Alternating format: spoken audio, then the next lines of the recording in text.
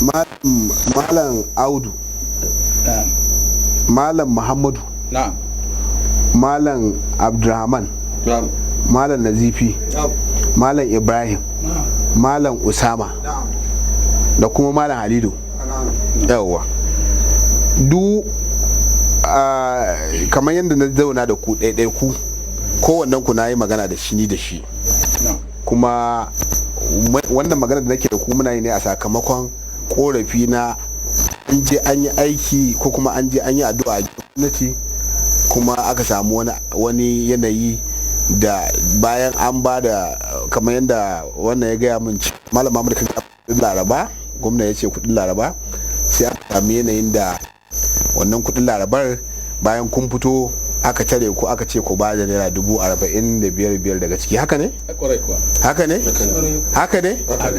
Na to hukuma ta bincika, amma kamar yadda muke yi mu a nan gidan har ga Allah duk wanda yake duba abubuwan da muke yi, abinda muka fi damuwa da shi haƙi. In dai muka karɓi mutum haƙinsa to mu ba mu cika damuwa da sai mun kai mutum ƙasa ba.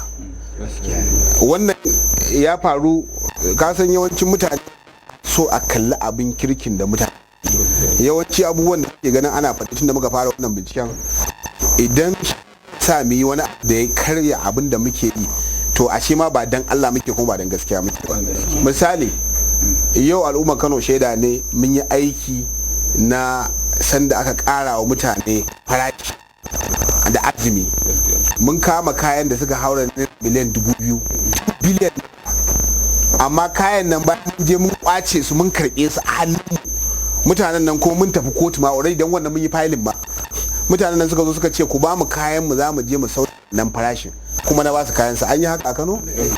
Bayan wannan akwai kes da wanda muka yi, idan akwai wani guri da muka karbi guri daga wajen wani kamfani ana ce masa waye, har yau mutanen Kano ba san wane ne aka karbi wannan gurin a gurin shi ba, amma mun karba mun ba wa magadan nan guraren su.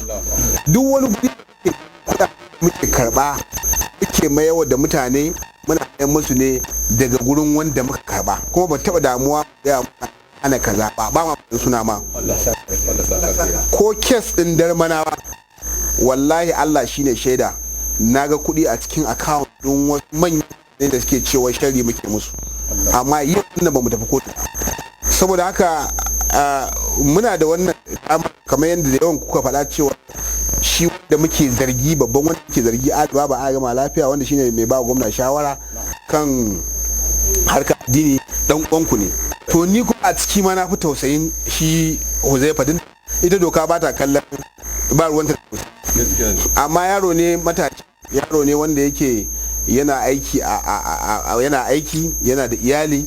Yanzu in aka je aka convict din shi matakali na farko ne da ya rasa aiki. Kuma ni dama abinda nake magana a duniyar nan, idan mutum ya zo ya nuna maka ya kuskure muna iya karba. Shi yasa da kuka ce ku ba ku yadda a tafi kotu ba, na yadda da maganar ku ba, ku kuka faɗa ba ni na faɗa ba. To na yadda da wannan kalmar ne ba wajen saboda na ko muna waigawa mu kalli masala.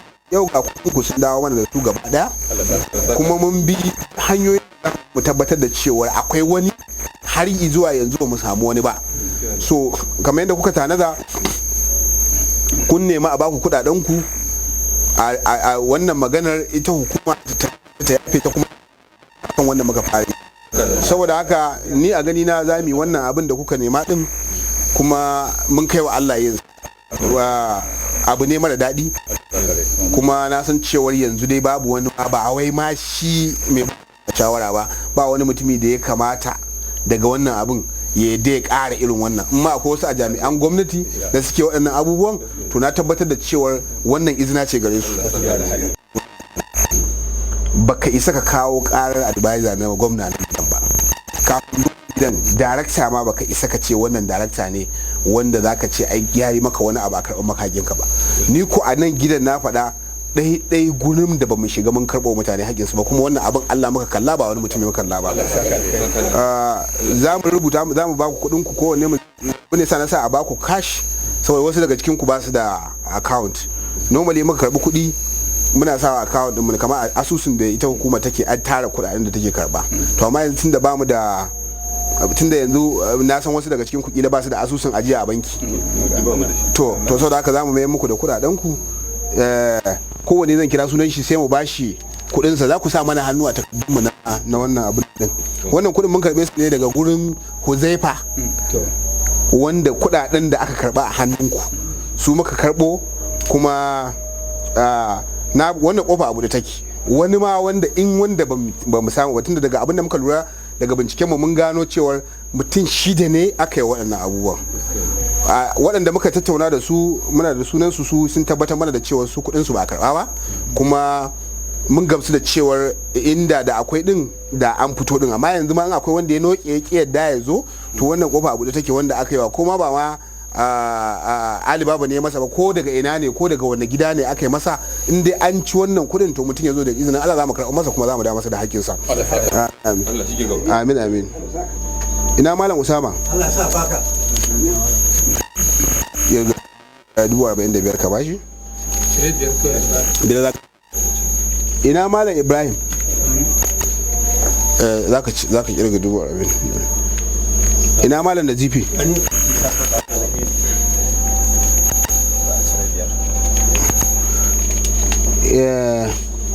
Ina Malam Abdurrahman? Na'am.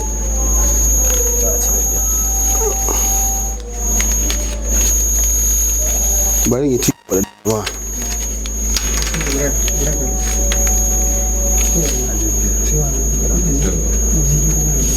Ina kai kira yanzu. Malam Abdurrahman ko? An cire 5,000 din? Ina Malam Muhammadu? Na'am. Malam Muhammadu. Ya ka bashi. Ina Malam Abdu? Gani.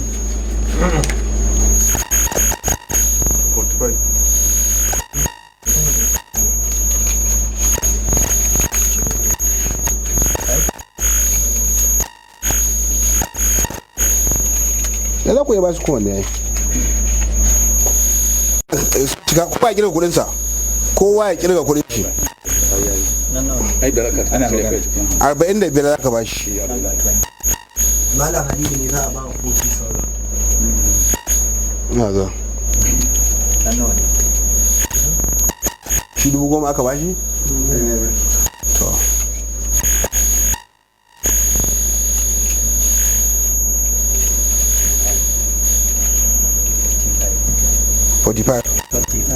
To ga wata 20 nan.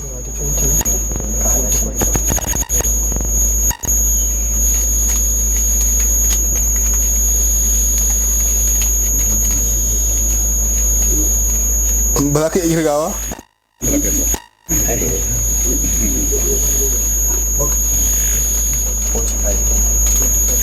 To ba shi. Malam Halilu, kai 10,000 aka baka? To yanzu nawa ne ya rage kenan? 40,000. Kirga ka bashi 40,000. To mun ba ne 7 kenan ko? Tun 7.